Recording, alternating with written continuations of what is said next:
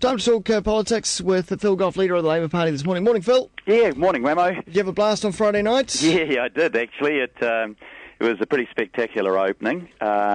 The game, well, it was a game of two halves and probably a bit dull in the second half, but I tell you what I think took the cake over the weekend was the match last night. I didn't mean to watch it, but I wanted in. It was on the TV, and once I started watching it, I couldn't break away from it. Wales versus South Africa. Yeah. Now that's rugby as it should be played. I think really good game of rugby. That's what we expect from the Rugby World Cup. There was 1 point in it, wasn't it? Yeah. Well, I think the crowd was behind the Welsh. They were the underdogs. Yeah. Sometimes it's quite good being the underdog. So a very well organised, of course, within the stadium at Eden Park on Friday. And of course, the fireworks were outstanding. I managed to get up to the top of Mount Albert and view them from there, and it was just blew me away. But on the ground, so many problems. How would you rate the performance of the organisers outside the grounds? Well, I think in terms of transport, you'd have to say 4 out of 10. Look, you just got a feel for those people. I see John Arfoa's mum, Shirley, caught the train in, told to catch the train in. She was 2 hours on the train, and by the time she got to the stadium, it was the second half of the game. She missed the opening, she missed the first half. Now, there were thousands of New Zealanders that suffered that, a couple of thousand that apparently had tickets and were late there. And that's not a fair go for those people. So the organisation around the transport wasn't flash, and I've got to say, I think they underestimated the attraction of the waterfront venue. The fireworks, Neil Finn, the waterfront, frankly, wasn't big enough to hold that, and that brought a few safety issues and brought some other issues about, how they expected the downtown area to cope. So those are problems that they really have to sort out for next Saturday. Who does the buck stop with there?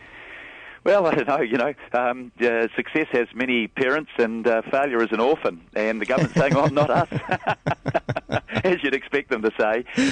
Look, I'm more interested in getting them to fix it than just, pointing the finger, to tell you the truth. Look, the government's got to play a part in making sure that's fixed, working with local government.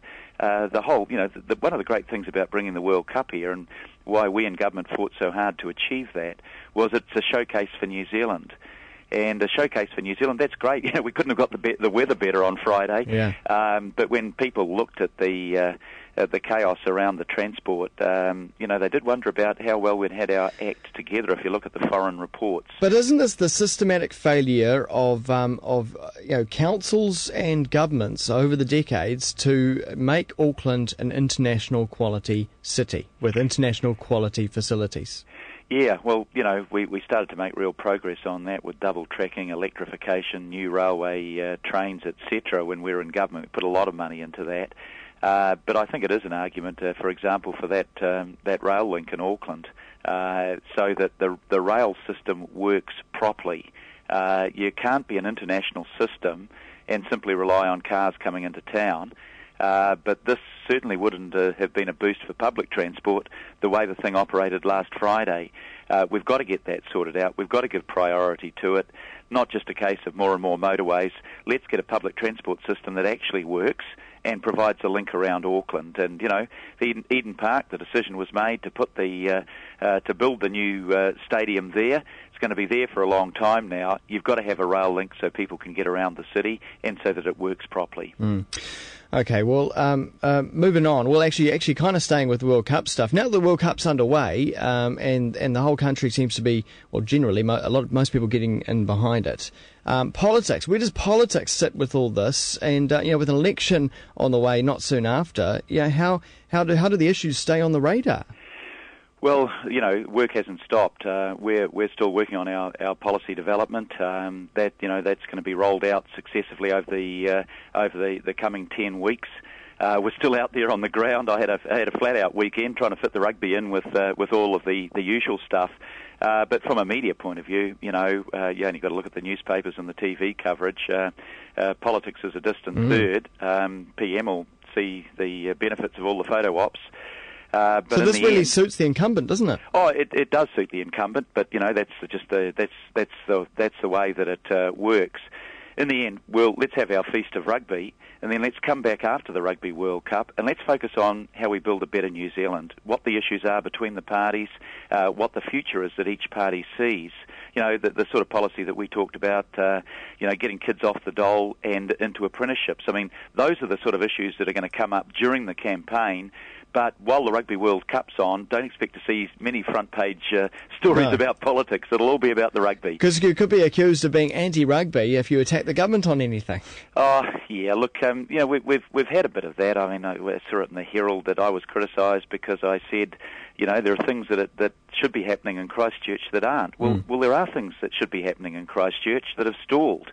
People aren't building. Why aren't they building? The insurance companies won't lend, not even on properties in the safe green zone.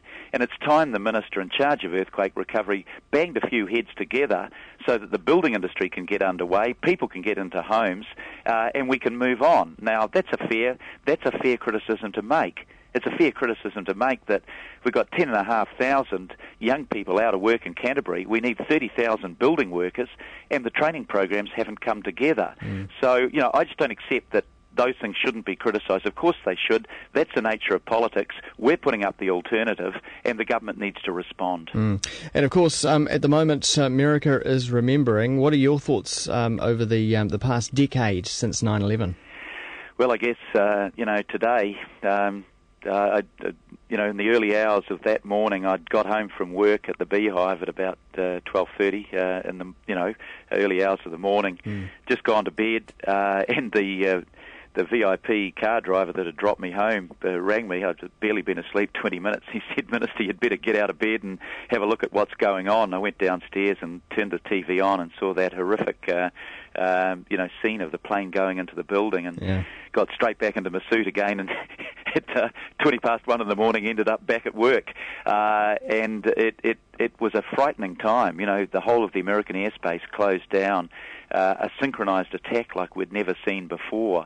It was a traumatizing experience, and it was one where we knew that we couldn't sit back and allow that sort of thing to happen to the world.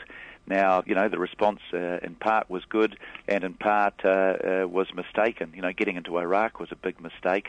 We could have actually, I think, resolved the situation in Afghanistan and the world to be a better place. But the Bush administration made the wrong decision. I think we made the right decision and kept out of Iraq. Yeah. And watching a documentary on it all last night, it sort of made me realise sort of what a great sort of public health system we have here in New Zealand. Have you heard about the first responders who went through all the debris and smoke and dust? A lot of them are dying now because of cancers that they've got from that toxic pile that was the World Trade Center. Yeah, that's a real tragedy. I was listening to somebody talking about that, saying, we lost our dad. He didn't die on 9/11, but that's when his death started, because he was a firefighter. He'd been there continuously, breathed in the toxic dust, and that ended up killing him. And and they don't seem to be covered over there. No, well, God, if ever there's an example of a system that we don't want to follow, it's one where it says, health depends on private insurance. What I'm really proud about in New Zealand is that it doesn't matter whether you're poor or whether you're wealthy. If you've got cancer, if you have a heart condition, you'll end up getting the same first-class treatment in our hospitals. And that's the way it should be. I just can't believe there's a system that says we want to feel the width of your wallet before we'll take your pulse. And, that's happened in the States, and poor old Barack Obama trying to extend health insurance to 50 million people who didn't have it, and he got slated for it. Yeah. That would never, hopefully that would never happen in New Zealand. Nuts. Thank you very much, Phil. Okay, well, good to talk to you, mate. See ya. Cheers, bye. Leader of the Labour Party, Phil Goff, here with us this morning. Time now